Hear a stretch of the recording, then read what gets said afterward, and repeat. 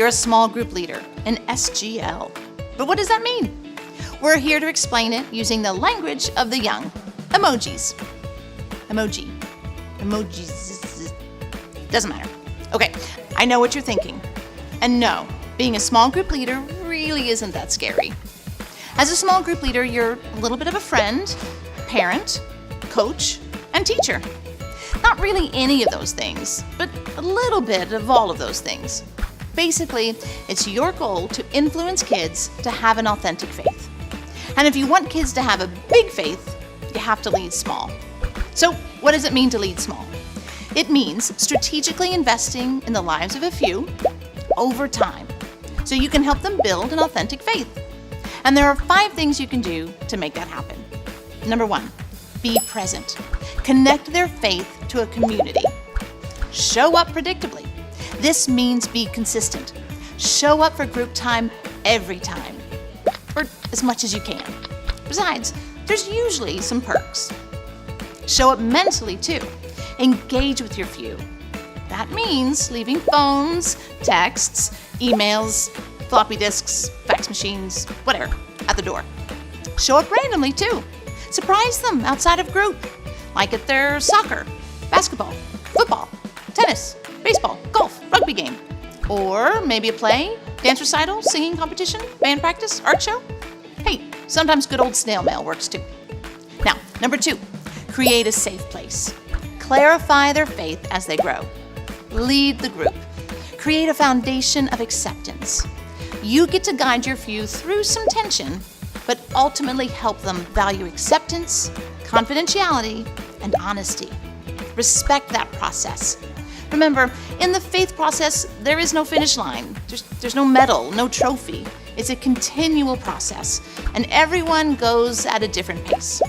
Guard the heart. Tough stuff will happen in group. Sometimes you won't be able to do anything about it, but sometimes you can. And remember, if they are being hurt or hurting themselves or hurting others, do seek help from someone in an authority position. Number 3, partner with parents. Nurture an everyday faith, a faith that exists outside of small group. Cue the parent. Let them know who you are and prompt them with what you're talking about in group. That way they can keep talking about it at home. And honor the parent. If you're not on the parent side, you're not on the kid's side. Reinforce the family.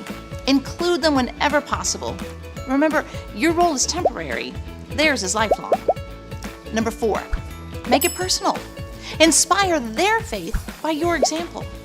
Remember, the most important person you lead is you. So live in community. Find a group that's in your stage of life to talk open and honestly with. And you're going to have to set priorities.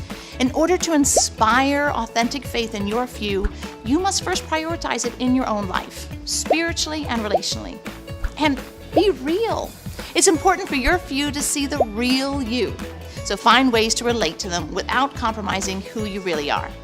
And finally, number 5, move them out. Engage their faith in a bigger story. They will move on, so help them take their faith with them. Move them to someone else. Encourage other adult influences in their lives. Move them to be the church. Give them something significant to do, from passing out goldfish to planning a service project. Move them to what's next. Is it getting out of diapers, starting school, graduating kindergarten, moving to middle school, getting their driver's license, going to college? Whatever it is, prepare them for that next life transition. So hopefully this all helps you understand your role as a small group leader. But if it still seems a little overwhelming, just remember this one idea. Your few are not problems to be solved. They are people to be loved.